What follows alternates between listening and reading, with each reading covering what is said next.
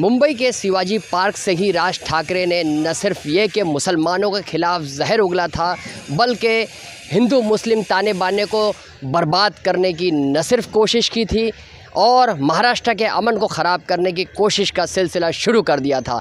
इसी शिवाजी पार्क में हम आपको बता दें, इसी शिवाजी पार्क में राज ठाकरे ने जो है वो सभा ली थी और यहाँ से ऐलान किया था कि मस्जिदों से अगर लाउड स्पीकर नहीं उतारे गए तो वो लाउड स्पीकर निकालेंगे। इसके बाद कल औरंगाबाद से भी उन्होंने धमकी दी थी कि लाउड स्पीकर अगर 4 मई तक नहीं निकाला गया तो 4 मई के बाद आज़ान के ख़िलाफ़ हनुमान चालीसा तेज़ आवाज़ में मस्जिदों के बाहर पढ़ा जाएगा।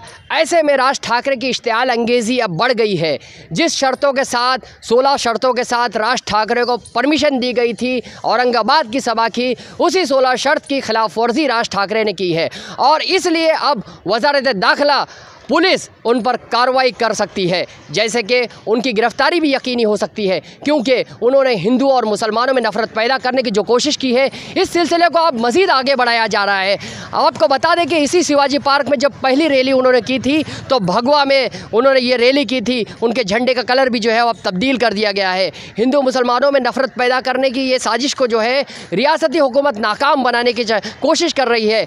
ईद और राज ठाकरे की धमकी को लेते हुए वज़ारत दाखिला ने आला अफसरान की एक मीटिंग भी तलब की और उसमें हिदायत जारी की है वज़ीर दाखिला दिलीप वलसे पाटिल ने, और इस मुताल्लिक भी बात की गई है कि औरंगाबाद में जो राज ठाकरे ने सभा की है उसमें जो इश्तियाल अंगेज़ियाँ उसने की है और जो कवानीन की खिलाफ वर्जियाँ की गई है। आपको बता दें कि इसी शिव तीर्थ में जो है वो राज ठाकरे रहते हैं और यहीं से वो औरंगाबाद के लिए गए थे। पहले उन्होंने पूना में क़याम किया था, उसके बाद जो है औरंगाबाद गए थे।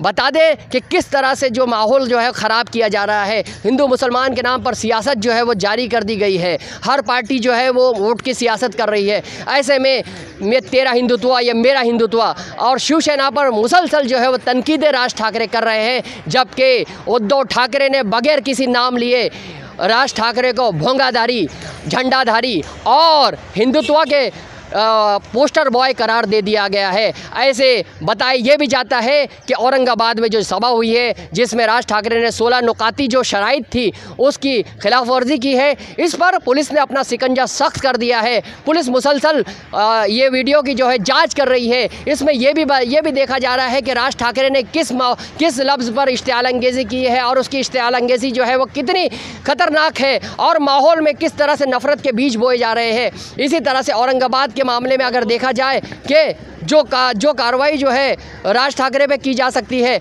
जैसे कि रियासत के जो हालात है उस पर वज़ीर दाखिला ने जो है मुसलसल नज़र बनाए रखी है। मुंबई पुलिस भी अलर्ट है। इसी के साथ साथ जो है एमएनएस के वर्करों पर 149 की नोटिस का सिलसिला भी दराज कर दिया गया है। एमएनएस वर्करों पर जो है क्रैकडाउन का सिलसिला शुरू कर दिया गया है। एमएनएस के कई वर्करों को पर जो है नोटिस दी गई है और बताया ये भी जाता है कि जिस तरह से यानी उन्होंने ईद के दिन जो है हनुमान चालीसा और महाआरती का जो है प्रोग्राम भी रखा है। ऐसे में लॉ एंड ऑर्डर को बरकरार रखने के लिए मुंबई पुलिस और महाराष्ट्र पुलिस पूरी तरह से तैयार है और वो हर तरह की कार्रवाई करने को तैयार हो चुकी है। राज ठाकरे की जो टेप है तकरीर का, उसका जो है बारीकी से मुआयना किया जा रहा है। ये भी देखा जा रहा है जो धमकी उन्होंने दी है कि 4 के बाद मैं रुकूंगा नहीं, तो इसकी क्या तनाजुर है, क्या तनाजुर में इसको लिया जाए, किस तरह से उन्होंने धमकी दी है, क्या वो 4 के बाद क्या करना चाहते हैं। क्योंकि जो लैंग्वेज होती है कोर्ट में ये काफ़ी अहमियत रखती है। अगर केस को खड़ा करना है तो लैंग्वेज देखी जाती है कि किस तरह से यानी धमकी का नजरिया क्या था और किस तरह से धमकी आमेज लहजा इख्तियार किया गया था और उसका कहने का मतलब क्या था। ये तमाम चीज़ों पर गौर खौज किया जा रहा है। जिस तरह से उन्होंने आज़ान के दौरान भी इश्तियाल अंगेज़ी की थी और आज़ान को रोकने की जो हिदायत जो है पुलिस इंतज़ामिया को जारी की थी, तो इसमें जो है हिंदू मुसलमान जो है फसाद का भी खतरा था।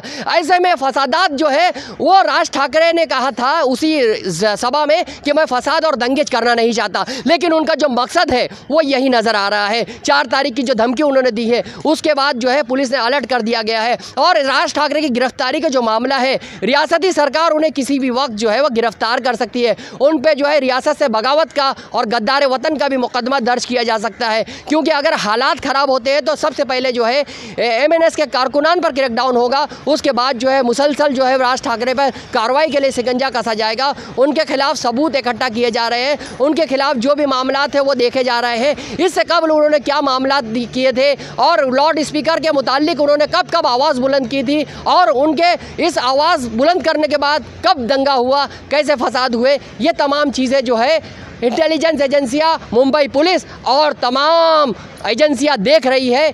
हम आपको ये बता दें कि हिंदू मुस्लिम ताना बाना गंगा जमनी तहजीब मुल्क का रहा है और अल्लामा इकबाल ने क्या खूब एक शेर कहा था जिसके हम आपके सामने पेश करते हैं।